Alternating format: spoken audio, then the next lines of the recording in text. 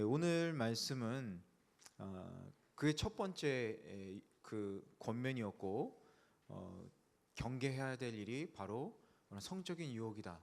그 첫 번째였고 6장 내용에서는 두 번째로 우리가 지혜자가 경계해야 될 게 뭐냐, 거기에 대해서 얘기하고 있습니다.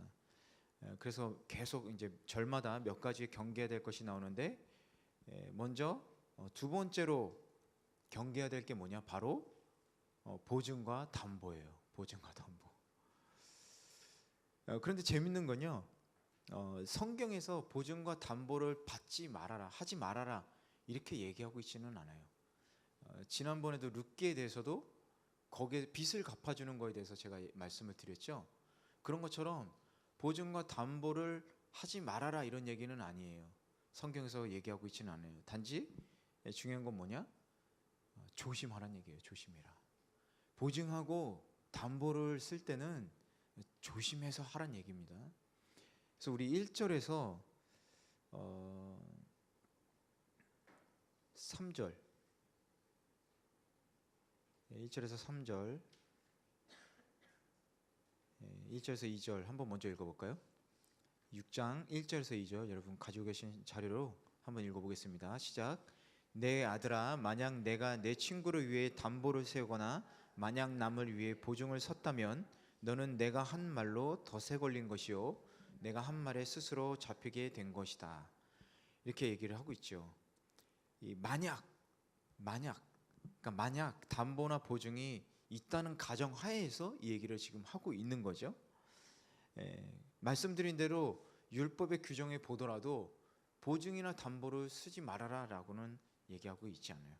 금지하고 있지는 않습니다. 그런데 보증이나 담보를 섰을 때의 부작용이 있다라는 것을 얘기하고 있죠. 그래서 말씀드린 대로 경솔하게 보증을 쓰지 말아라 라는 거예요. 그리고 담보를 쓸 때도 신중하게 담보를 서야 된다. 그것을 말하고 있습니다. 2절을 보면 그 경솔한 담보와 보증에 대한 결과를 얘기하고 있죠. 어떤 결과가 있었냐? 내가 한 말로 덫에 걸린 것이다. 그 다음에 내가 한 말에 스스로 잡히게 된 것이다. 그 얘기를 하고 있는 거예요. 내 입의 말, 내가 한 말, 그리고 내가 한 말에 스스로 잡히게 된 것, 이렇게 계속 연달아서 나오죠. 같은 의미로 쓰여져 있고, 그 다음에 내가 얽혔다, 덫에 걸렸다, 얽혔다 이렇게 된 거고, 잡혔다 이 얘기를 하고 있어요. 덫에 걸렸다, 함정에 빠졌다 이런 뜻이죠. 네가 한 말, 보증을 하겠습니다. 내가 한 말로 그 덫에 걸리게 되는 거죠.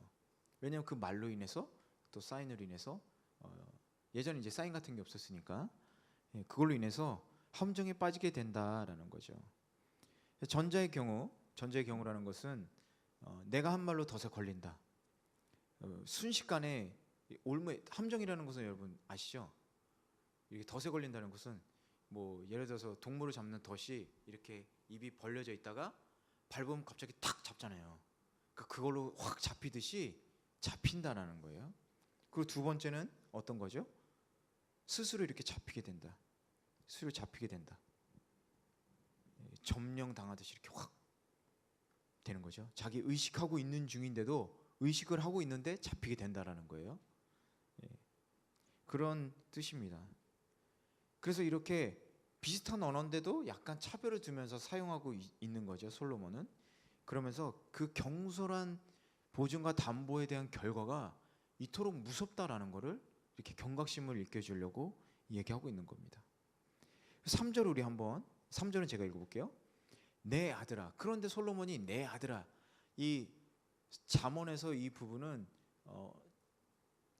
지혜자들에게 얘기하지만 청년들에게 얘기하고 있는 부분이 상당히 많아요. 내 아들아, 내 아들아 이렇게 따뜻하게 얘기하고 있는 거죠. 내가 내 친구의 손에 잡혔으니 너는 내 이웃에게 가서 겸손히 간청해라. 이제 3절에서 5절에서는요, 이런 위험에서 어떻게 벗어나야 되나? 1절에서 경솔한 행동으로 보증과 담보를 섰을 때 2절에 그에 대한 결과가 써 있고 3절에서 5절까지는 그러면 이제 덫에 걸리듯이 빼도 박도 못하게 됐을 때 그럼 어떻게 여기서 벗어날 수 있느냐, 거기에 대해서 지금 얘기를 하고 있는 겁니다. 그게 바로 5절까지의 내용이에요. 해지하도록 신속하게 행동할 수 있게 조치를 취해야 된다는 거예요. 그리고 겸손하게, 그리고 간구해라. 아주 강력하게 이렇게 매달려야 되는 걸 얘기하고 있는 거죠. 그러면서 뭐라고 얘기하죠? 네가 네 친구의 손에 잡혀 있다.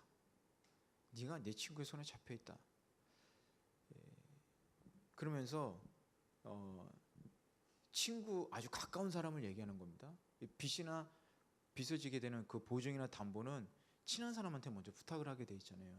그런데 그거를 경솔하게 제대로 확인도 안 하고 쉽게 했을 경우에 이렇게 네 친구의 손에 잡히게 된다. 그 얘기를 하고 있습니다.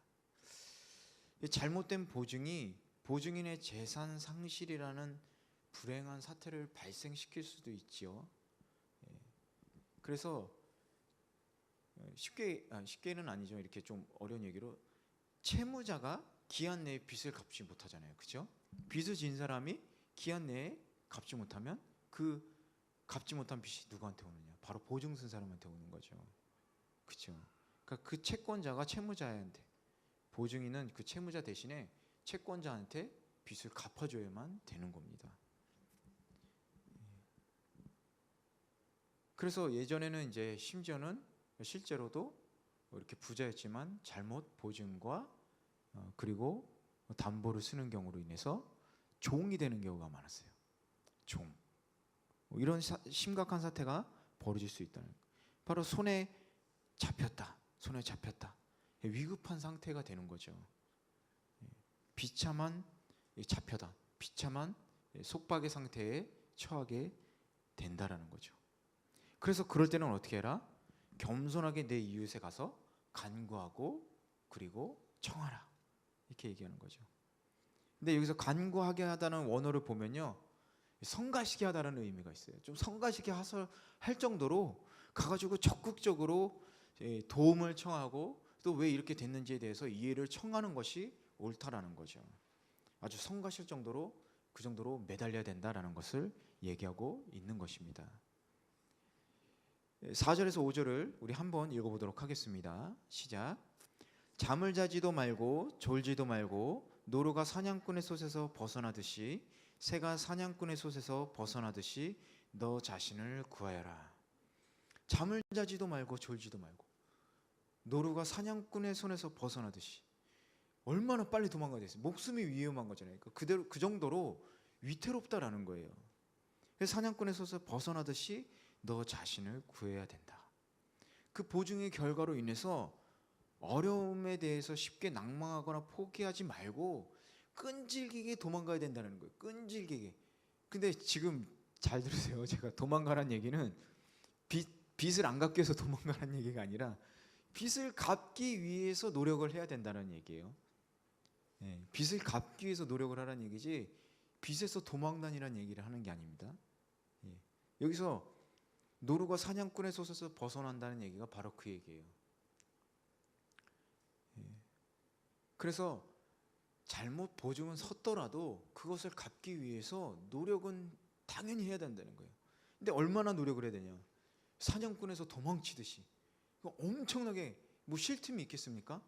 지금 자기의 목숨이 위험한데 그 정도로 열심히 노력을 해서 도망을 가라, 이 얘기를 지금 하고 있는 거예요. 근데 어때요? 잠을 자지도 말고 졸지도 말고. 이 심각한 위기에 처한 자는요, 그 고통으로 잠을 이룰 수 없는 게 보편적인 거죠.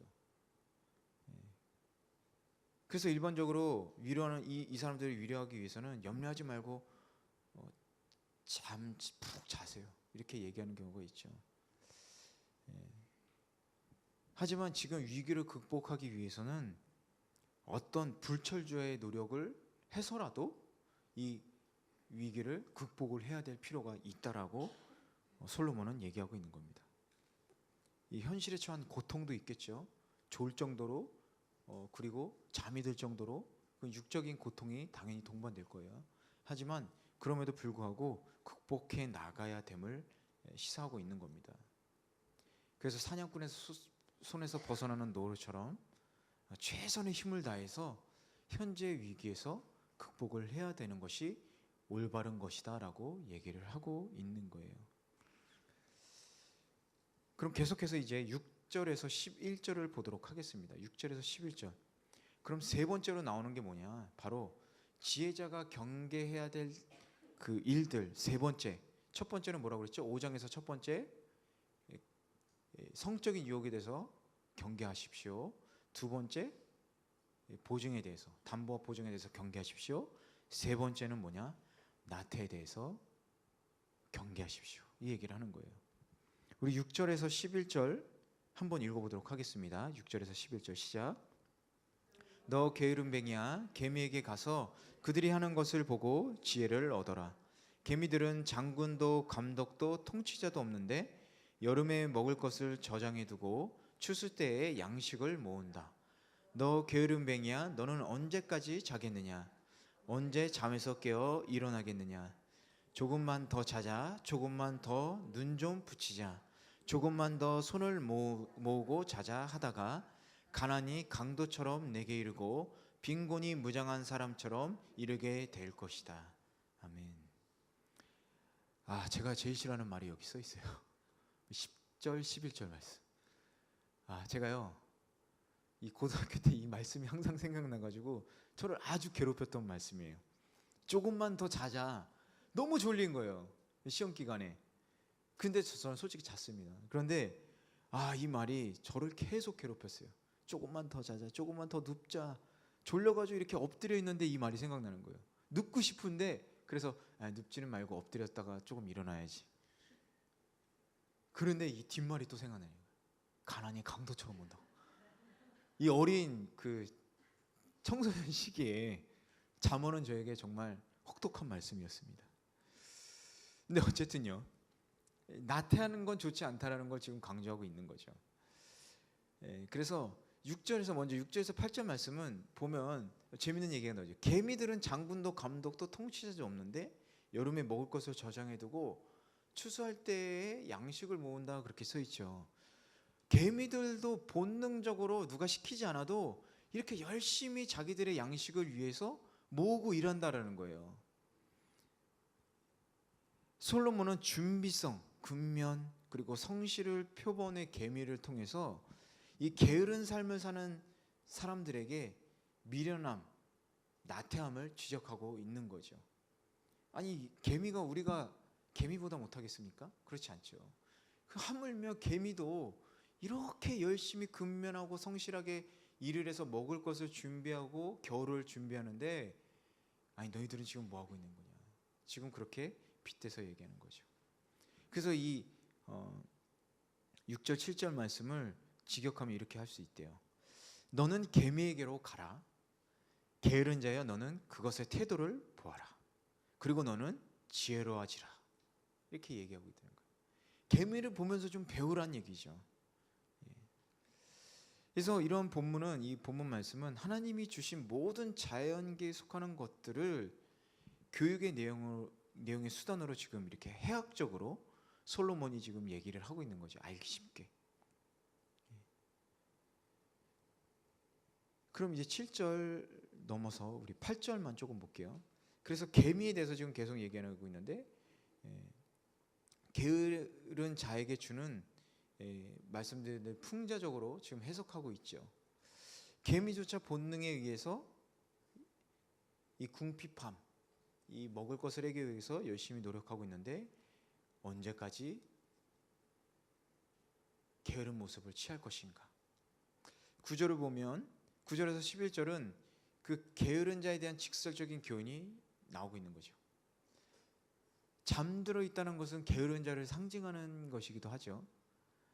가장 많은 게으른 자를 볼 때 왜 잠자는 것이 게으른 자를 상징하냐? 게으른 자를 보면 항상 뭐 하고 있어요? 잠자고 있잖아요. 대청에서 이렇게 누워 있는 모습이 여러분 좀 연상되시지 않으세요? 그런 것 때문에 잠자지 말라고 얘기를 하는 것 같아요. 그리고 또 잠든 것은 영적으로 침체된 모습을 나타낼 때도 성경에서 쓰입니다. 그래서 일어나라라는 얘기잖아요. 깨어나라, 일어나라. 그런 것들을 얘기하는 이유가 영적으로 깨어나라, 이런 것도 의미하지만 게으른 자의 모습을 빗대면서 영적으로 게을러서는 안 된다, 이것을 얘기하고 있는 거죠. 그래서 더 깊게 보면 이 말씀, 9절 말씀은 영적으로 육적으로 항상 게을러서는 안 된다라는 것이죠. 영적으로 육적으로 게을러서는 안 된다라는 것이죠. 육적인 나태함만이 아니라 영적인 상태의 나태함도 묘사하고 있다라고 볼 수 있는 거죠. 10절을 보면 잠에서 깨는 것, 그리고 누운 자리에서 또 일어나는 것을 거부하고 있는 거예요. 좀 더 자자, 더 눈을 좀 붙여보자, 또 손을 모으고 자자. 더 편한 자세를 얘기하는 거죠. 손을 모을 때 어떻게 자요? 엎드려서 잘 때 이렇게 손 모아서 자죠. 또 팔베개를 할 때도 한 손보다 두 손이 편하죠. 이렇게 뒤통수를 이렇게 안전하게, 그러니까 손을 모으자는 거죠. 예. 혹시 이렇게 손을 모아서 기도하면서 자자? 아닙니다. 예. 편한 자세로 잠자는 거를, 그런 모습을 묘사하고 있는 거예요. 저희는 또 신앙이 깊기 때문에 이렇게 두 손 모아서라고 생각을 하죠. 근데 그거는 아닙니다. 그래서 그런 나쁜 습성을 얘기하고 있는 거예요. 그러면 그렇게 해서 게으른 그 나태함을 경계하지 않을 때 오는 현상이 뭐냐? 바로 가난이 강도처럼 내게 이르고 빈곤이 무장한 사람처럼 이르게 될 것이다.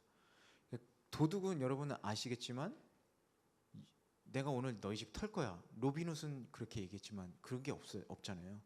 어느 날 갑자기 몰래 온다는 거잖아요. 그러니까 어느새 가난이 그렇게 온다라는 거예요. 그러니까 그것을 경계해야 된다라는 것이죠. 어떤 분들은 이렇게 잘못 생각하시는 분들이 있어요. 우리의 생활을 책임져 주시는 하나님이기 때문에 하나님이 주시는 거를 우리가 그대로 생활을 해야 된다. 물론 맞아요. 물론 맞습니다. 그러나 노력 없는 기대만으로는 안 된다라는 거죠. 근데 잘못 알고 계시는 분들이 있어요. 그 경제적인 거 뭐 먹이고 살리고 그거는 당연히 하나님이 주시는 건데, 하지만 분명히 말씀드리지만 노력을 해야 된다라는 거예요. 노력을 해야 된다. 이렇게 나태한 생활을 하면서 뭐 그런 거죠. 사과나무 밑에서 사과 떨어지기를 기다리는 것처럼 하늘에서 뭔가 떨어지기만을 기다리는 것은 경계해야 된다. 가난이 도둑같이 올 것이다 라는 겁니다. 저는 이 얘기가 정말 무서워요.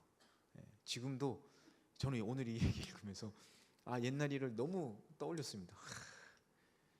그래서 저는 솔직히 이렇게 게으른 생활을 잘 못해요. 너무 피곤할 때도 이렇게 잘 때도요, 일부러 손을 모아서 이렇게 자는 것을 안 해요. 일부러 이렇게 뭐 엎드려서 잘 때도 그냥 이렇게 손을, 왜냐면 나중에 진짜 오래 못 자요. 한 10분 자면은 목 아파서 일어나게 되거든요. 그러니까 저는 솔직히 그렇게 생활을 할 때가 많이 있어요. 너무 자지 않게, 해야 될 일은 많은데 나태하지 않게 제 스스로를 이렇게 고통을 줄 때가 있습니다. 그런데 어쨌든 이건 제 개인적인 얘기지만 왜 이런 생활을 해야 되냐? 성도는요, 부지런해야 되는 거예요. 성도는 부지런해야 되는 거예요. 영적인 면에서만 뿐만이 아니라 이런 일상생활에서도 우리는 부지런해야 되는 거예요. 제가 저는 참 실험하면서 가장 좋아하는 말이 여러 개가 있는데, 제가 이 강의하면서 몇 가지 소개시켜드린 게 있죠. 제가 싫어하면서도 또 가장 감사하는 말이 여러 개 중에 하나가 작은 일에 충성된 자예요. 작은 일에 충성된 자. 제가 정말 싫어해요. 그런데 그게 너무 감사하기도 합니다. 작은 일에 충성하려면 열심히 노력해야 돼요. 열심히 노력해야 되고 신경 쓸 때가 참 많이 있어요. 그런데 작은 일에 충성하는 자에게 큰 일을 맡겨주신다고 하나님이 말씀하셨어요. 무슨 얘기냐면 큰 일을 하는 사람은 작은 일도 잘 알아야 된다는 얘기예요. 그렇기 때문에 그걸 하려면 많은 노력과 시간과 또 육의 피로가 동반됩니다. 하지만 큰 일을 맡겨주시니까 그건 또 감사한 거잖아요. 그래서 저는 항상 일을 할 때 그렇게 생각을 하고 일을 해요. 하기 싫을 때가 있거든요. 하지만 그 하나님이 주신 말씀을 생각하면서 작은 일에 이렇게 충성해야지 나중에 큰 일도 할 수 있구나 라고 생각을 하는 거죠. 성도는 부지런함에 있어서도 세상 사람들의 모범이 돼야 된다라는 거예요. 제가 청년부를 맡다 보니까 많은 분들이 소개시켜 달라고, 뭐 예를 들어서 직장에 구직을 이제 모집하고 있는데 좀 소개를 시켜 주십시오 얘기를 하는데, 제가 잘 이렇게 소개를 못 시켜줘요. 소개시켜 주는 경우도 있습니다. 하지만 참 어려워요. 제 경우는 아니고 어떤 교회에서 있었던 일인데, 어떤 청년을 소개시켜 줬어요. 그런데 그 친구가 교회 일은 정말 열심히 해요. 뭐 물불 안 가리고 열심히 해요. 회사 일은 그렇게 열심히 안 해요. 그러니까 그 고용하신 분은 크리스찬이었지만 마음이 어려워지기 시작하는 거예요. 뭐가 마음이 어려워지냐면, 농크리스찬, 그러니까 크리스찬이 아닌 사람들이 너무 열심히 일하는데, 저 친구는 교회에서는 열심히 일하는데 회사에 오면 열심히 일을 안 하는 거예요. 그거는 안 좋은 거죠.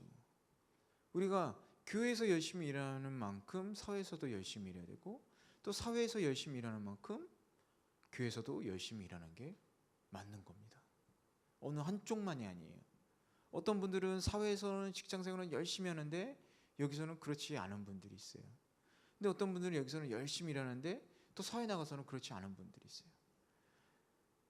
여러분들 중에도 교회는 정말 헌신적으로 하시는데 가정일에 소홀하시는 분이 있고, 또 가정에서는 너무 헌신적인데 여기서는 그렇지 않고, 어려운 일이지만 우리가 잘 배분하면서 해야 되는 중요성이 있어요. 새신자 부에서 제가 이렇게, 저도 이제 새신자 부에 이렇게 들어가 있기 때문에 연락을 이렇게 계속 새신자에 대한 업데이트나 여러 가지들을 보게 되는데, 어떤 일본 분이 새로 교회에 오셨어요. 크리스찬이 아니에요. 그런데 그분이 오시게 된 계기가 뭐냐면, 같이 있는 동료 크리스찬, 저희 성도분이신데 그분을 보고 이 사람은 너무 다른 세계에 살고 있는 것 같은 거예요. 뭔가 이분은 특별한 거예요. 그래서 이분을 계속 유심히 관찰하고 같이 있다 보니까 크리스찬이라는 걸 알게 돼서 이 사람이 믿는 신앙이 뭔지 궁금해서 교회 왔다라는 거예요. 이게 바로 크리스찬인 거죠. 전도하는 것도 물론 중요합니다. 우리가 말씀을 전해서 선포함으로 전도하는 것도 중요하지만, 우리가 삶에서 전도하는 것이 바로 이라는 거라는 거죠. 우리가 삶에서 크리스찬인데 게으르고 너무 방탕하게 생활하고 이런 생활을 하면서 우리가 크리스찬인데 교회 가볼래? 한들 아무 소용이 없는 겁니다. 어떤 청년이 저한테 이런 얘기를 하는 거예요. 너무 힘든 부분이 있다고. 어떤 게 힘드냐 그랬더니 접대하기가 힘들다는 거죠. 접대라는 게 그러니까 술자리 함께 하는 게, 영업을 하니까 나가는 거죠. 그래서 자기는 당당하게 얘기를 했대요. 술 안 마십니다. 전 크리스찬이기 때문에 술 안 마십니다. 그랬더니 거기에 집사님이 있었대요. 자, 너 교회에서 뭐해? 너 집사야? 아닌데요? 야, 집사인 나도 술을 마시는데 네가 안 마셔? 이게 도대체 말이 됩니까, 여러분? 이게 블랙 코미디예요. 저희들에게 있어서는 좀 씁쓸한 거죠. 도대체 크리스찬의 모습을 볼 수가 없는 거죠. 물론 술을 마시고 안 마시고가 크리스찬이고 아니고를 판별하는 기준이 될 수는 없습니다. 하지만 말과 행동에 대해서 그런 모습들이 안 나오는 거는 사실인 거잖아요. 참 씁쓸하죠. 그 친구가 이럴 때는 어떻게 해야 되죠? 그래서 제가 그렇게 얘기를 했어요. 나는 개인적으로 술에 대해서 옳고 나쁘다고 판단을 내가 얘기는 하지 않겠다. 결정은 네가 해라. 대신에 크리스찬이니까 술을 마시고 안 마시고의 문제는 아닌 것 같다라고 얘기를 했어요. 네가 정말로 크리스찬에 대해서 신앙을 가지고 올바르게 하는 것도 중요하지만, 신앙의 문제를 떠나서 네가 술을 안 먹고 안 마시는 이유에 대해서도 명확하게 얘기될 필요가 있지 않겠냐. 이런 부분들 좀 나눈 경우가 있었습니다. 뭐 어쨌든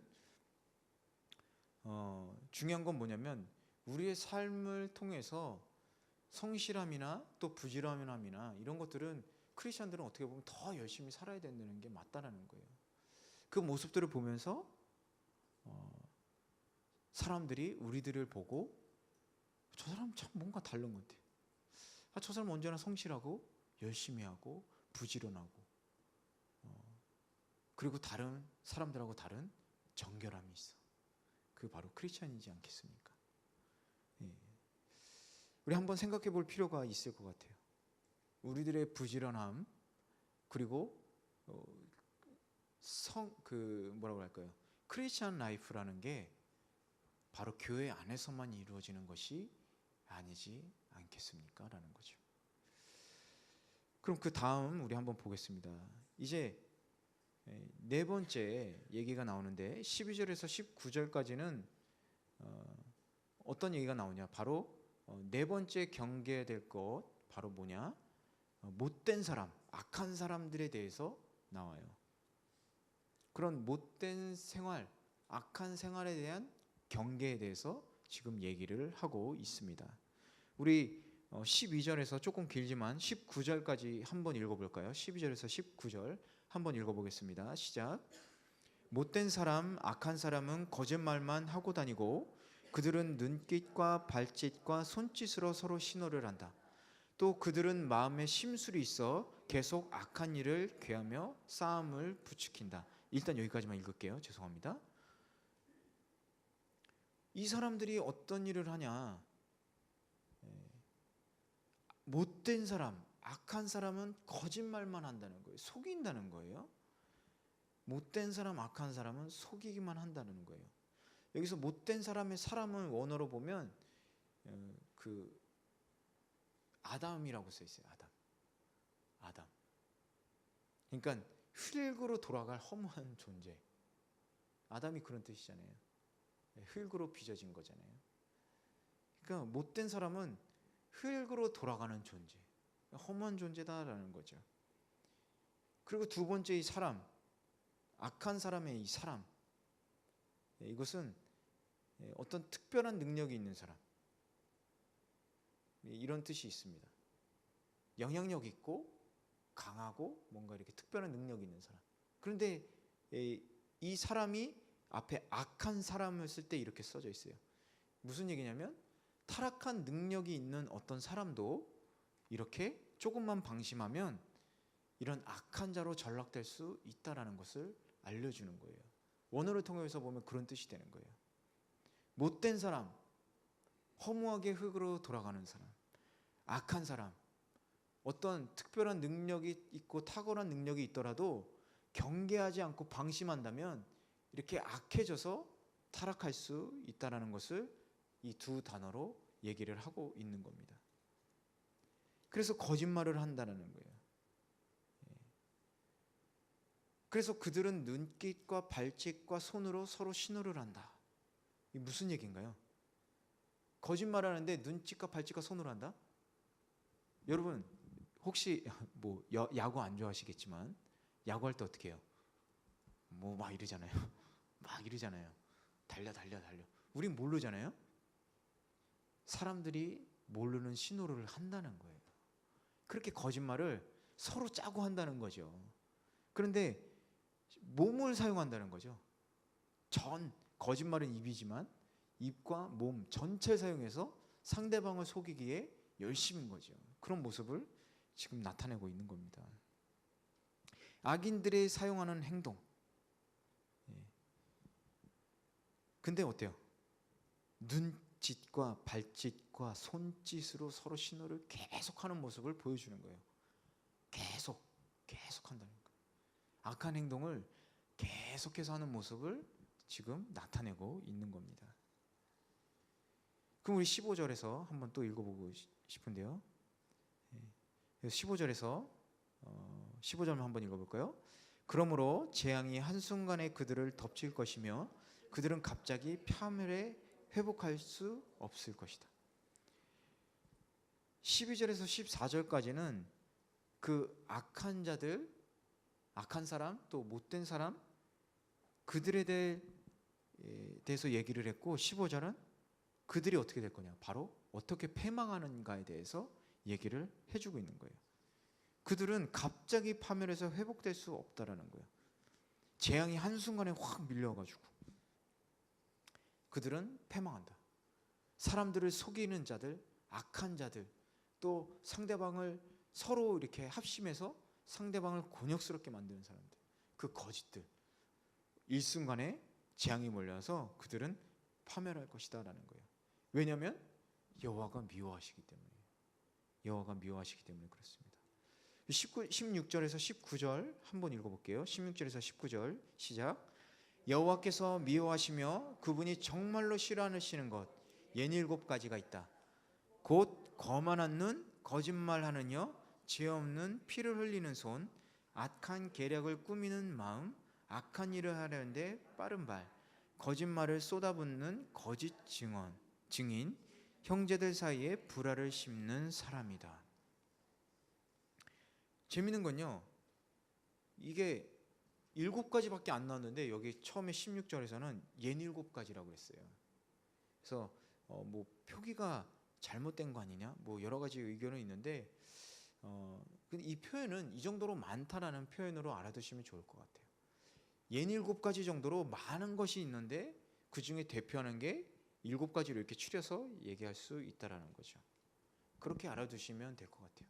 아니 왜 옌 7가지가 아니야? 이렇게 생각하시면 어려운데요. 그것보다도 옌 7가지 중에 7가지를 솔로몬이 발표를 했다. 그래서 16절에서 19절까지는 악한 자에 대한 악덕, 이 악덕, 주로 신체에 관련된 부분이다라는 거죠. 재밌죠? 거만한 눈, 이 악한 사람들은요 눈이 거만하다는 거예요. 뭐 이렇게 보겠죠. 이렇게 거짓말하는 여, 계속해서 거짓말을 하는 거죠. 또 죄 없는 피를 흘리는 손, 피를 흘리는데 죄 없는 사람들에게 피를 흘리게 한다라는 겁니다. 다 신체 부위예요. 악한 계략을 꾸미는 마음, 악한 일을 하는데 빠른 발, 거짓말을 쏟아붓는 거짓 증인, 불화를 심는 사람이다. 몸 전체를 통해서 죄악의 도구로 사용하고 있는 것이죠. 첫 번째, 교만한 눈. 눈은 어때요? 눈은 우리가 시에도 이렇게 가끔 나오지만 뭐 마음의 창문 이렇게라도 얘기를 하잖아요. 그러니까 거만한 눈이라는 것은 뭐냐? 거만한 마음이라는 거죠. 마음이 거만한 사람은 눈에서 이렇게 거만함이 뿜어져 나온다라는 거예요. 제가 이렇게 흉내 내려도 흉내 지금 못 내잖아요. 거만하지 않기 때문에. 그죠? 예, 여러분 웃으라고 한 얘기예요. 그게 어쨌든 이 마음의 상태를 나타내고 있다라는 거죠. 마음의 상태. 그리고 또 교만은 어때요? 사단이죠, 사단. 사단이 왜 사탄이 됐죠? 교만했잖아요. 하나님의 보좌에 앉으려고 했죠. 그 위로 올라가려고 해서 거기서 심판을 받고 사단이 됐죠. 인간은 어떻습니까? 인류의 최초의 인간이 뭘 하려고 그랬어요? 그들도 교만했잖아요. 하나님이 되려고 했잖아요. 하나님. 선악과를 먹으면 어떻게 됐어요? 그들이 눈이 밝아지고 지혜가 주어져서 하나님과 같이 될 것이다 뱀이 속였잖아요. 그래서 이 교만을 솔로몬이 가장 앞세운 것은 그러한 자세를 지닌 자는 참지의 근원이라고 할 수 없는 여호와를 경외할 수 없다는 거죠. 여호와를 경외하는 사람이 교만할 수 있겠어요? 교만할 수 없어요. 근데 교만한 사람의 특징은 뭐예요? 자기가 대단하다고 자꾸 생각을 하잖아요. 하나님의 도우심이나 이런 것들보다도 자꾸 내가 했잖아요. 내가 했잖아요. 근데 내가 했잖아요가 아니라 하나님을 경외하는 사람은 어때요? 아, 제가 한 것보다 하나님께서 이렇게 해주셨습니다. 이 겸손함이 나오는 거죠. 그리고 두 번째는 뭐가 있을까요? 두 번째,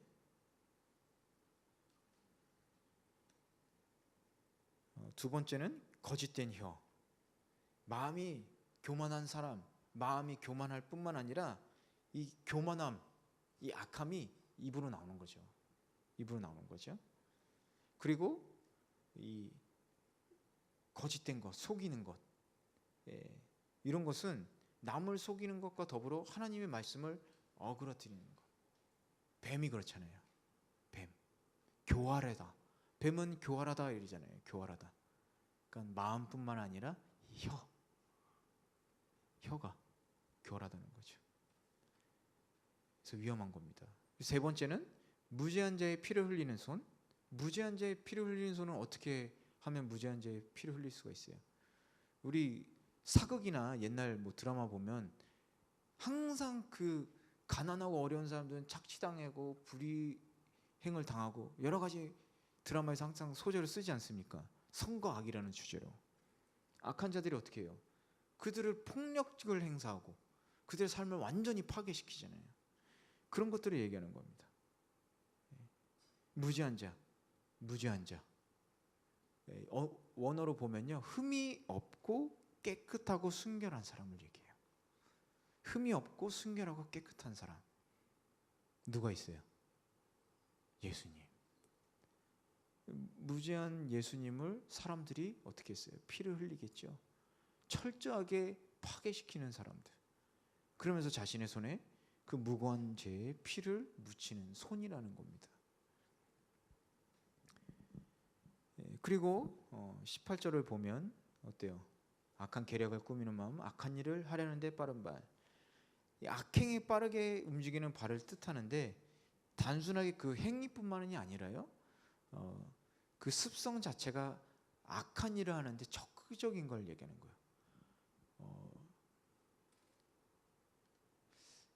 이런 거죠. 예를 들면 딸하고 제가 집을 가는데 딸이 관심 많으니까 여기저기 막 구경하고 둘러보고 그래요. 근데 제가 이런 얘기를 합니다. 우리 집에 가서 아이스크림 먹을까? 그러면 갑자기 딸이 달리기 시작해요. 집에 가는데 여기저기도 안 보고 곧장 집으로 달려가기 시작해요. 뭐예요? 빨리 집에 가고 또 빨리 아이스크림을 먹고 싶다는 적극성을 표시하는 거죠. 지금 얘기하는 게요, 그런 거예요. 악한 일에 하는데 빠른 발이라는 것은 악한 일을 하려고 아주 그냥 열심으로 적극적으로 하는 모습을 보여주는 거예요.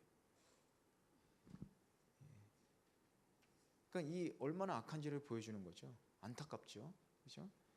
그리고 또 거짓 증인과 또 형제 사이를 불화하는 자. 이 여섯 번째, 일곱 번째는 거짓되고 악한 말을 하는 것에 대한 관련된 공통점이 있어요. 여섯 번째 항목은 위증이에요. 위증입니다. 그리고 위증을 하는데 어때요? 사실은 성경에서도 얘기하고 지금 우리 사는 이 시대에서도 증언이 되려면 두세 사람이 있어야 되잖아요, 그죠? 근데 그런 게 아니에요. 근데 위증을 하는 거죠. 일곱 번째, 형제 사이를 불화하는 자. 형제 사이, 가족, 또 친구, 뭐 다 이렇게 포함이 될 수 있겠죠. 근데 그 윤리를 깨는 거예요. 제일 가까운 사람들을 불화시킨다.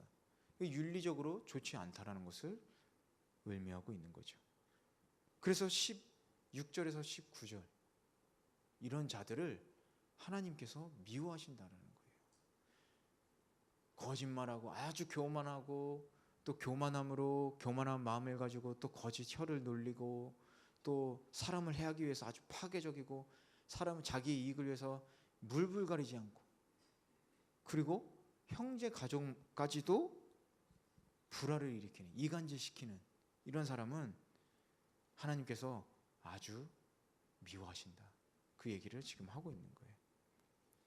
그리고 이제 20절에서부터는 다시 한번 이 성적 유혹이 아니라 이번에는 간음 행위에 대한 경계에 대해서 나오고 있어요. 간음 행위에 대한 경계. 20절에서 35절은 다섯 번째로 경계해야 될 사례, 바로 간음행해야 되는 겁니다. 먼저 20절에서 24절은 성적 유혹을 이길 힘이 될 훈계에 대한 그 순종, 명심에 대한 얘기를 하고 있어요. 근데 거기에 대해 이 부분에 대해서 20, 21, 22, 23, 24 다섯 절을 얘기하면서 어떻게 해야지 그 유혹을 이겨내는 것이 얼마나 어려운지 대해서 이렇게 얘기를 하고 있냐. 바로 아주 심각하고 또 강조하고 명심해라. 강조하고 있는 거죠. 이 정도로 어려우니까 조심해야 된다라는 얘기예요. 경계해야 된다. 그럼 20절에서 먼저 24절을 한번 우리 읽어보도록 하겠습니다. 20절에서 24절. 내 아들아, 내 아버지의 계명을 지키고 내 어머니의 가르침을 버리지 마라. 그것을 내 마음에 잘 간직하며 내 목에 걸고 다녀라. 내가 다닐 때 그것이 너를 인도할 것이요, 내가 잘 때 그것이 너를 지켜줄 것이요, 내가 깨면 그것이 너와 말을 할 것이다. 이 계명은 등불이요, 이 율법은 빛이며 가르침 있는 꾸지람은 생명의 길이니 너를 악한 여자로부터 외간 여자의 아첨하는 말로부터 지켜줄 것이다. 아주 중요한 얘기가 나오는데 바로 뭐냐? 내 아버지의 계명을 지키고 어머니의 가르침을 버리지 마라. 그걸 항상 기억하라는 얘기죠. 그게 뭐냐? 바로 이 생명의 근원이 된다는 거예요.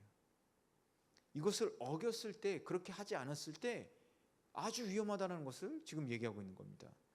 4장 23절에서는 그 마음 자체가 생명의 근원이라고 얘기했어요. 모든 것이 마음에 나온다고 그랬죠. 아까 교만함, 그 교만한 눈도 마음에서부터 나오기 때문에 눈에 비춰진다라고 얘기했죠. 근데 이것을 넘어서 정말 중요한 게 뭐냐? 바로 이 아버지의 계명, 어머니의 가르침, 이 말씀을 지키지 않았을 때 21절에 내 마음에 잘 간직하라. 마음에 간직하지 않았을 때, 항상 기억하지 않았을 때 생명의 위험을 줄 수 있다라는 거예요. 네 목에 걸고 다녀라. 이건 형식적인 게 아니라 어때요? 목에 걸고 다녀라. 장신구잖아요. 여러분 목걸이 많이 하셨듯이. 뭐예요? 항상 몸에 지니듯이 항상 같이 해라라는 의미죠. 항상 행동을 함께해라. 말씀으로 항상 함께해라. 20절, 21절의 명령이 지켜졌을 때 결과가 뭐냐? 22절. 네가 다닐 때 그것이 너를 인도할 것이다. 말씀을 지키면 그 말씀이 너를 인도할 것이다 라는 거야. 근데 재밌는 건 뭐냐면 내가 잘 때 그것이 너를 지켜줄 것이다. 말씀 우리 자는데 지켜줘요? 이상하죠? 내가 깨면 그것이 너와 말을 할 것이다.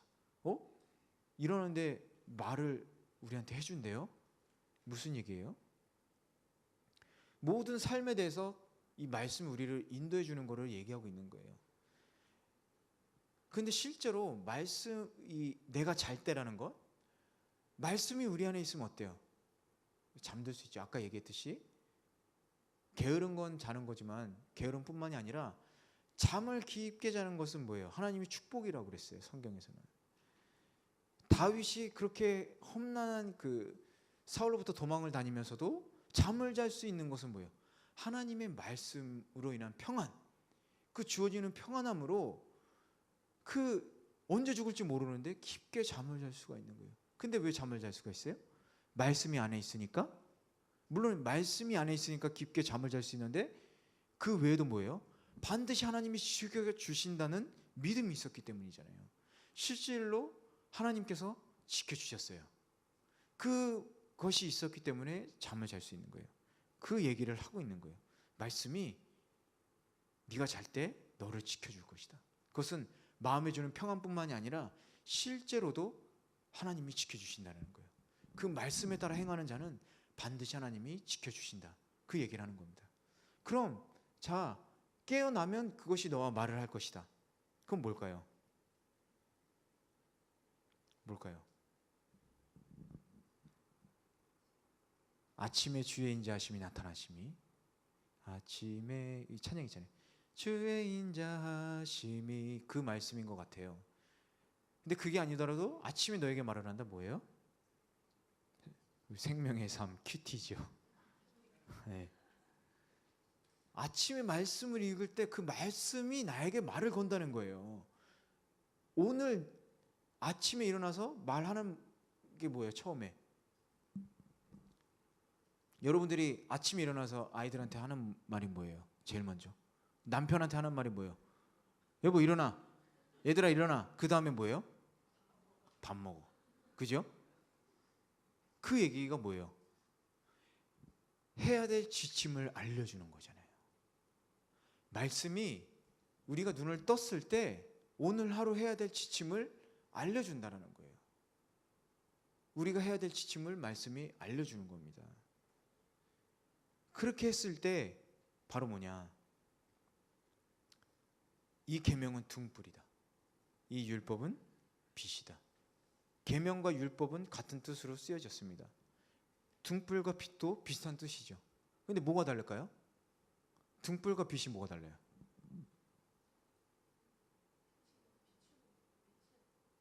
빛은 하나님한테 오시는 거. 예. 네. 아, 맞아요. 제가 얘기하고 싶었던 건 등불하고 빛의 차이가요, 무엇냐는 얘기인데, 등불은 어때요? 작은 공간에 비추는 이미지가 있죠. 등불은 이렇게 전부 여기 밝힐 수 없잖아요. 그런데 빛은 말씀하신 대로 하늘에서 오는 빛, 어때요? 여기 한 방에 다 비출 수 있죠. 좁게는 우리의 삶뿐만 아니라 장래까지도 이 말씀에 따르는 생활을 한다면 우리의 작은 등불, 바로 앞에 있는 발등뿐만 아니라 앞에 저 멀리 있는 것도 비춰줄 수 있다는 거예요. 그게 바로 말씀이다라는 거예요. 그래서 아침에 일어났을 때 하는 말씀이 우리 하루뿐만이 아니라 앞으로의 모든 삶에 있어서도 우리를 올바른 길로 이끌어줄 수 있다는 겁니다. 그 길은 어두운 길이 아니라 밝은 빛이다. 진리의 길이고 생명의 길이고 파멸의 길이 아니다라는 것이죠. 그럼 계속해서 보도록 하겠습니다. 24절, 마지막 24절을 보면 너를 악한 여자로부터 외간 여자의 아첨하는 말로부터 지켜줄 것이다. 결국엔 뭐냐? 이 지켜준다는 것은 이런 말씀의 뜻이 있어요. 울타리를 치다. 울타리를 치다. 그러니까 결국엔 우리가 말씀대로 살아갈 때 말씀의 울타리가 이렇게 쫙 생기는 거예요. 말씀의 울타리가. 이 말씀의 경계선이 탁 생길 때 이런 유혹하는 말에 대해서도 우리가 구별을 할 수 있게 되는 겁니다. 놀랍지요? 이 말씀의 중요성이에요. 이게 바로. 이 울타리가 없다고 한번 생각해 보세요. 여러분 생활을 하시는데, 여러분이 집에서 생활하시는데 집에 기둥은 있는데 벽이 없어요. 어때요? 무방비죠? 그냥 단순하게 누가 이렇게 해를 가하는 게 아니더라도 한번 생각을 해보세요. 비가 오면 그냥 비 맞는 거죠. 누가 그리고 비가 왔어요. 물이 고였습니다. 자동차로 휙 달렸는데 그 흙탕물이 그냥 집 안까지 확 들어오겠죠. 이런 것처럼 우리가 말씀을 소홀히 하게 될 때 이렇다는 거예요. 이 악한 여자로부터 외간 여자의 아첨하는 말, 이런 유혹으로부터 우리를 지킬 수 없는 무방비가 된다는 거예요. 그래서 말씀의 중요성이 얼마나 큰지를 깨닫게 하는 거죠. 그러면서 이제 25절부터 무슨 얘기가 나오냐? 25절, 26절 우리 한번 읽어볼까요? 25절, 26절 읽도록 하겠습니다. 시작. 내 마음에서 그 여자의 아름다움을 탐하지 말고 그 여자가 눈짓으로 너를 흘리지 못하게 하여라.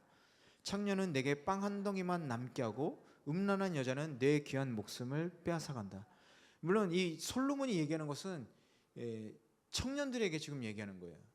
분간을 못하니까 이 말씀으로 너희가 살아갈 때 너의 이 등불을 비추는 이 말씀이, 또 빛을 비추는 이 말씀으로 너희의 장래가 밝아질 것이다.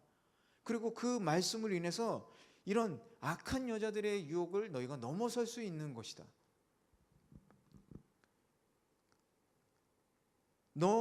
내 마음에서 그 여자의 아름다움을 탐하지 말고 여자가 눈짓으로 너를 흘리지 못하게 하여라. 이 얘기를 하는 거죠. 우리가 말씀에 따라 살 때 정신적으로뿐만 아니라 마음으로도 얼마나 영적으로도 성숙해질 수 있고 또 그런 통찰력이 생길 수 있다라는 거예요. 이거는 뭐 경험뿐만 아니라 나이가 많고 적음을 떠나서 말씀을 항상 가까이 하는 사람은 그렇게 된다는 겁니다. 눈에 보이는 그런 화려함, 아름다움 그런 것들에 홀리지 않게 된다는 거예요. 청소년들하고 얘기를 하다 보면요, 제가 너는 커서 뭐 되고 싶니? 저는 이제 하나님의 비전을 심어주고 싶으니까 너 커서 뭐 되고 싶니? 그러면 대부분 아이돌이요. 그래요. 아이돌이 되고 싶어요. 특히 우리 여자아이들이 그래요. 대부분 아이돌이 되고 싶어요. 공부 이런 거랑 상관없이 아이돌이 되고 싶어요. 남자 아이들한테 물어보면 부자요. 그냥 간단해요. 부자요. 그래요. 왜 그래요? 눈에 보이는 화려함에 다 현혹되어 있는 거죠. 여자아이들은 그 예쁘고 날씬하고 춤도 잘 추고 이렇게 뭐 하면 막 꺄 소리가 나니까 아 저렇게 되고 싶다. 남자들은 부자들 뭔가 이렇게 막 멋있게 하고 다니고 좋은 차 타고 다니고 벌써 거기에 아이들이 눈이 가 있는 거예요.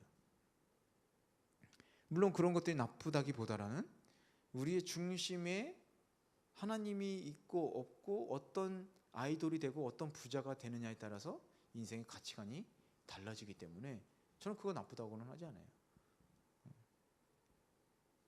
근데 그런 것들에 이 젊은 사람뿐만 아니라 다들 현혹되기 쉽다라는 거죠. 그것을 조심해라 그 얘기를 하고 있는 겁니다. 그러면서 무서운 얘기를 하죠. 마지막에 무슨 얘기를 했죠? 빵 한 덩이만 남게 하겠다. 남게 된다라는 거죠. 하겠다가 아니라 남게 된다. 첫 번째 이유 25절과 26절에서 이렇게 그럼 하지 말아라. 첫 번째 이유 음료는 음료에게 유혹된 자로 하여금 떡만 한 조각 남게 한다. 그냥 딸랑 거지가 됐다라는 거죠. 근데 여기서 재밌는 건 뭐냐면 빵 한 덩이가 우리가 생각하는 이런 한 덩이가 아니라요. 빵 한 덩어리 한 조각이라고도 써 있는데 원어로 보면 부스러기 얘기해요. 부스러기. 빵 부스러기. 그러니까 뭐 아무것도 안 남았다는 얘기죠. 아무것도 안 남았다는 거예요. 두 번째, 생명을 사냥한다. 그죠? 귀한 목숨을 빼앗아 간다. 성적 유혹에 빠질 경우 겪게 될 비극은요, 재산뿐만이 아니라 생명도 빼앗기게 된다는 거예요. 이런 얘기 계속 이제 나오니까 제가 조금 억울한 생각이 들었어요. 물론 이거는 남자들도 조심을 해야 될 얘기지. 그런데 과연 남자들만 그럴까 생각을 했습니다. 그래서 제 머릿속에 하나가 탁 생각이 난 거예요. 그렇구나. 이거는 남자도 여자도 조심해야 되는 말씀이다.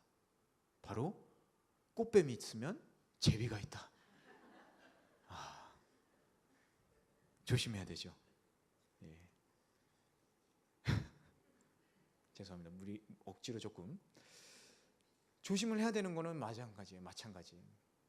근데 우리 삶을 한번 보고 싶습니다. 몇 년 전에 정확히 제가 기억은 안 나지만 한국에도 이제 간통죄가 없어졌어요. 간통이라는 게 없어졌어요. 옛날엔 간통이 죄였는데 지금 간통이 죄가 아닌 세상이 됐어요. 저는 그 뉴스를 보면서 이제 한국도 갈 때까지 가는구나 이렇게 생각을 했습니다. 왜 간통이 죄가 안 될까요? 여러분 생각해 보신 적 있어요? 왜 죄가 안 됐을까? 저는 이렇게 생각했어요. 간통하는 사람이 그만큼 많다라는 거죠. 간통하는 사람이 그걸 죄가 되게 안 하고 싶으니까 죄 아니게 되게 만든 거예요. 그렇지 않고서 그게 어떻게 간통이 죄가 안 될 수가 있어요? 그렇지 않습니까? 우리가 그래서 영적으로 항상 깨어 있어야 되는 힘이 바로 이런 거예요. 세상의 흐름이 그냥 세상이 이렇게 흘러가니까 거기에 그냥 맞춰서 살아가는 게 아니라요. 어쩔 수 없이 우리는 거기에 같이 흘러갈 수밖에 없잖아요. 그렇죠? 하지만 그 안에서도 간통이 죄가 된다는 것을 우리는 명확하게 인식을 해야 된다는 거예요. 남자와 여자가 하나가 된다라고 그러잖아요. 남자 여자가 하나가 된다. 성경에 남자와 여자가 하나가 된다. 합하여졌다. 이런 얘기를 하잖아요. 이 원어를 보면 합해진다, 하나가 된다라는 원어를 보면요, 본드로 접착하다라는 뜻이 있어요. 근데 이 본드가 제가 지금 쉽게 본드하지만 악유예요. 악유. 어떤 악유냐? 노아가 방주를 지을 때 방수제로 쓴 거예요. 다 발랐어요. 물 안 들어오게 딱 붙었어요. 여러분 손에 그런 악유를 손에 딱 바르고 손을 딱 붙였어요. 손을 뗐을 때 어떤 현상이 일어나요? 상처 입는 거예요. 상처 입는 거예요. 여러분이 부부 이외에 합쳐지면 상처 입는 거예요. 그걸 생각해야 되는 거예요. 상처 안 입는 건 없어요.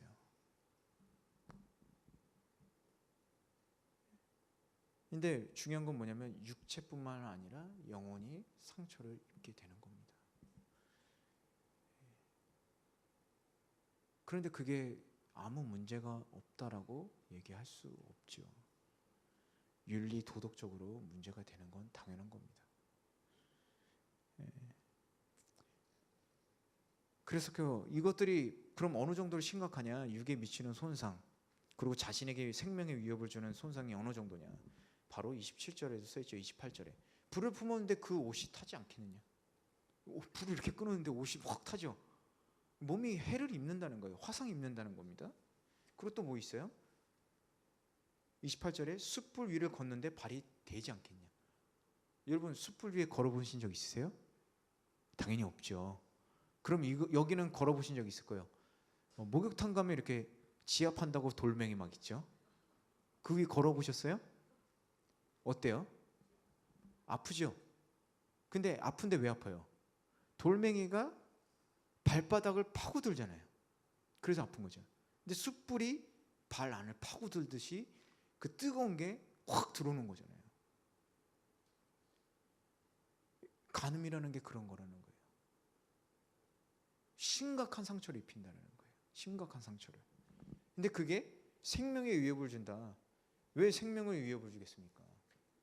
뭐 병적인 것도 생각할 수 있겠죠. 많은 여러 가지 병이 있죠. 그런 걸 생각할 수 있겠죠. 그런데 왜 이런 간음을 하고 이런 것들이 일어납니까? 다 성적인 욕심 때문이죠. 창세기 보면 어때요? 하나님이 아내를 둘 데려다 주지 않았어요. 아내를 한 아내만 데려다 줬습니다. 그건 뭐예요? 한 아내로 충분하다는 거예요. 한 아내로 충분하다. 그렇죠? 그런데 이 타락한 세상에서 점점 어때요? 창세기 6장으로 제가 기억하는데 거기 보면 가인의 자손이 거기 이렇게 써 있어요. 사람의 자손이 그들 마음대로 어여쁜 딸들을 취한다라고 써 있어요. 결혼을 몇 명이랑 하게 됐다라는 거예요. 이게 사람의 죄로 인한 거죠. 얼마나 무섭습니까? 조심해야 되죠. 조심할 뿐만 아니라 아주 떨어져 있어야죠. 저는 그래서 청년들한테 그렇게 교육을 시켜요. 뭐 이런 얘기가 나올 때가, 이런 얘기는 안 하지만 사귀고 이제 헤어지고 이런 것들이 너무 많죠. 청년 어리니까. 그래서 저는 그렇게 얘기를 합니다. 니네가 나를 고리타분하고 보수적이라고 생각할 수도 있겠다. 그런데 너희처럼 쉽게 사랑해서 쉽게 헤어지는 게 나는 과연 그게 멋있는 거라고는 생각을 한다. 니네가 나를 보수적이라고 생각할 수 있지만 나는 평생 한 여자 사랑하는 게 멋있다라고 생각한다. 멋있지 않습니까?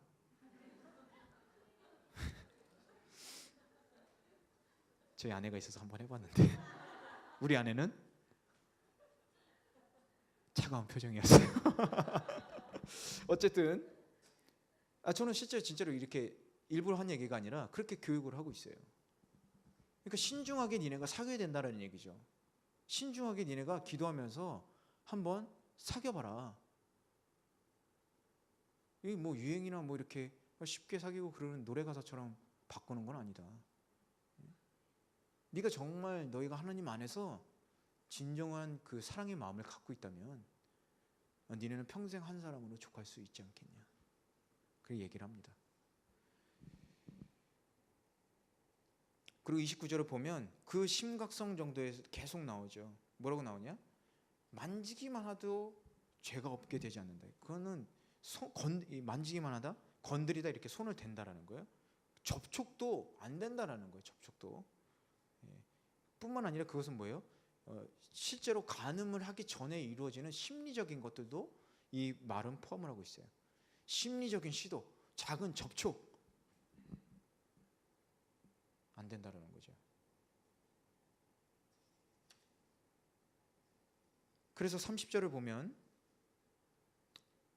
그래서 27절에서 29절을 보면 솔로몬은 사람을 상해하는 불의 비유를 통해서 그 음료의 유혹을 경계하라고, 이렇게 심각하고 너의 몸을 상하게 하고 죽을 수도 있다, 이렇게까지 얘기했어요. 그리고 30절에서 35절에서는 뭐냐, 절도자의 간음자의 비교를 통해서 어느 정도로 음료에 대한 그 유혹 경계해야 되는지를 얘기하고 있죠. 30절 31절을 보면 그 음행죄에 대한 필연적 파멸을 부각시키기 위해서 이 도적질과 비교하고 있어요. 도적질.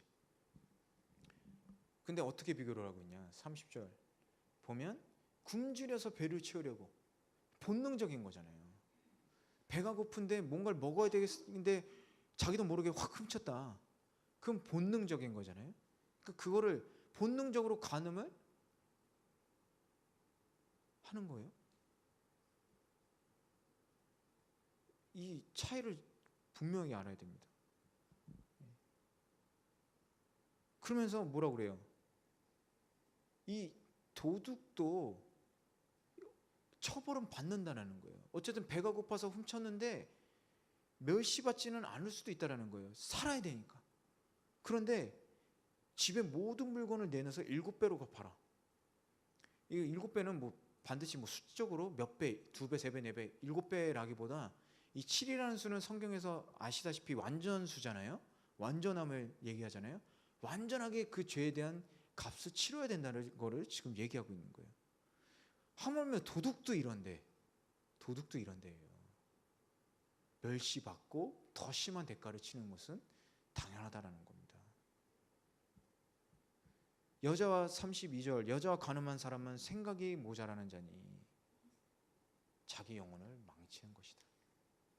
얼마나 어리석은 자입니까? 자기 영혼을 망치는 자다. 그리고 또 계속해서 보면 그는 상처를 받고 망신을 당한 것이요. 당연히 망신 당하죠. 아까 얘기한 것처럼 멸시받지, 그 배고파서 먹은 사람은 하물며 뭐 멸시는 안 받을 수 있지만 간음한 자는 망신을 당할 거라는 거예요. 그 수치가 결코 씻겨지지 않는다는 거예요. 그건 예나 지금이나 마찬가지죠. 마리아가 어때요? 끌려 나와서 모든 사람들 앞에서 돌맞을 뻔했잖아요. 얼마나 수치를 당하고 망신을 당했습니까? 먼저 거기서부터 시작이라는 거예요. 근데 지금 세상에서 그런 것들이 사라진다면 그것은 아주 잘못된 거예요. 잘못된 거.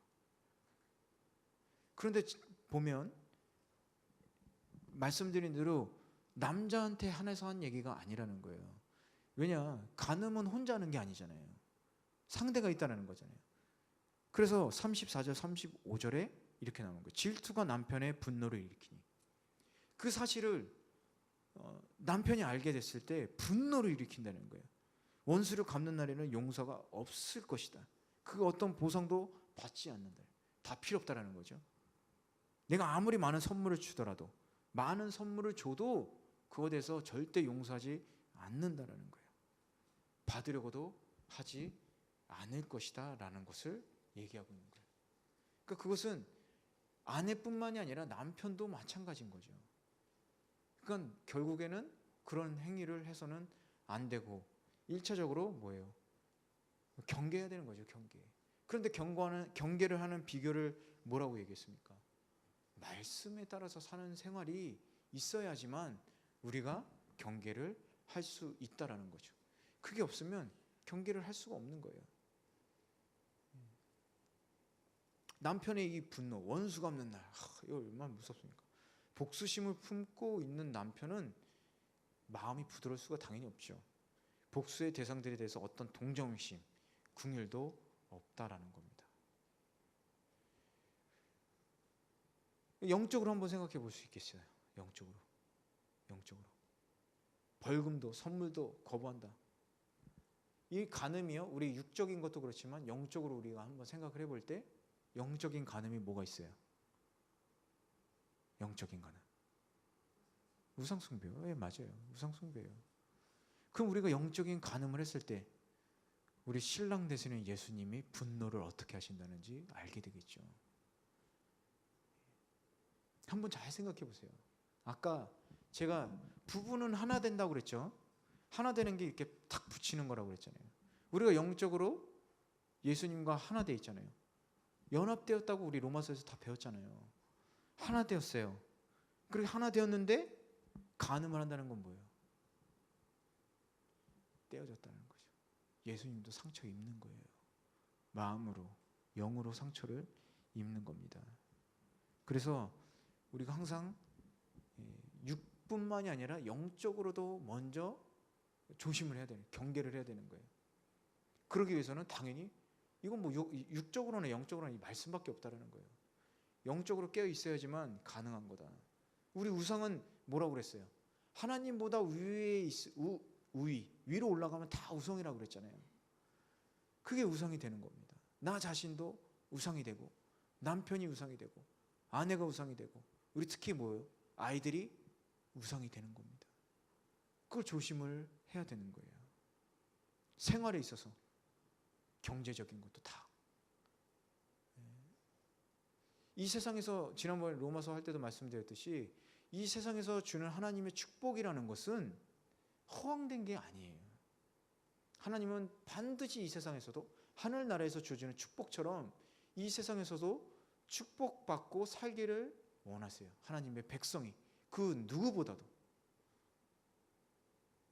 근데 그것을 받는 방법은 뭐냐? 축복받기 위해서 열심히 하는 게 아니라 열심히 하나님의 말씀대로 살아가고 섬길 때 당연히 축복은 굴러 들어오는 거예요. 그런 거예요. 근데 그것을 역으로 행했을 때 문제가 발생하는 거죠. 우상을 숭배하게 되는 거예요. 지금 생명의 삶에서 어디를 하고 있습니까? 예레미야. 그 당시에 유다 백성들의 문제점이 뭐라고 그랬냐? 하나님 섬기면서 우상도 섬기는 거예요. 근데 왜 그들이 우상도 섬겼는지 아십니까? 하나님을 섬기면서 많으면 많을수록 잘 될 것 같으니까 그런 거예요. 많은 주위의 강대국으로부터 공격도 받고 억압받고 너무 힘들어요. 그러면서 강대국들이 이러는 거죠. 그 주위의 강대국은 뭐예요? 그 시대 애굽이나 바빌론이죠. 이렇게 얘기하는 거예요. 야, 니네 믿는 신이 약해서 그래. 조롱하는 거예요. 애굽은 태양신이고 바빌론은 무르도둑이라는 신인데. 그러니까 어떻게 해요? 그러면 우리 하나님도 믿고 쟤네 우상도 섬기면 되겠다.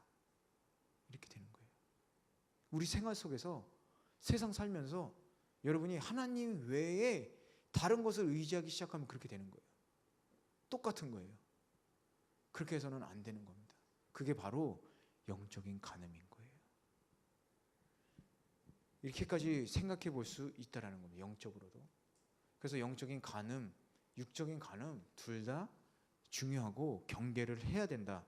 얘기를 오늘 6장 말씀을 통해서 우리가 깨달을 수 있는 겁니다.